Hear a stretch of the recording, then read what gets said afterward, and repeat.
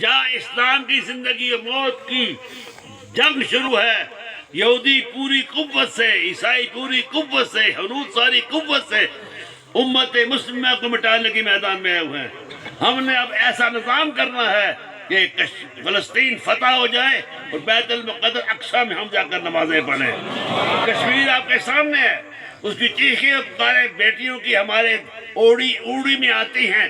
اور یاد رکھیے، جب تک ہم ساری امت ایک تار پہ نہیں آئے گی، یہ فتح مبین حاصل نہیں ہوگی۔ کشمیر آپ کو کیا پتا ہے کشمیر کیا ہے؟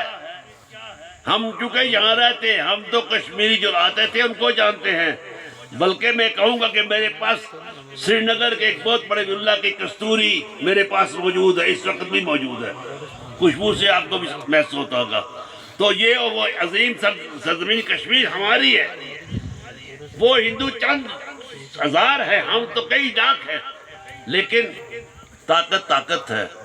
آج فلسطین میں جو کچھ ہو رہا ہے، یہودی جو دنیا کی سب سے نامراد قوم ہے، مغضوب قوم ہے، حضور کی بارگاہ سے دتکاری ہوئی قوم ہے، بلکہ سارے انبیاء نے بنی اسرائیل کو دتکارا ہوا ہے، آج وہ غالب ہیں اور وہاں مسلموں میں کچھ تخوم کر رہے ہیں۔ آج ایسی دعا کریں کہ فتح اس جبہ اقدس پر ہمیں فتح مبین ناصر ہو۔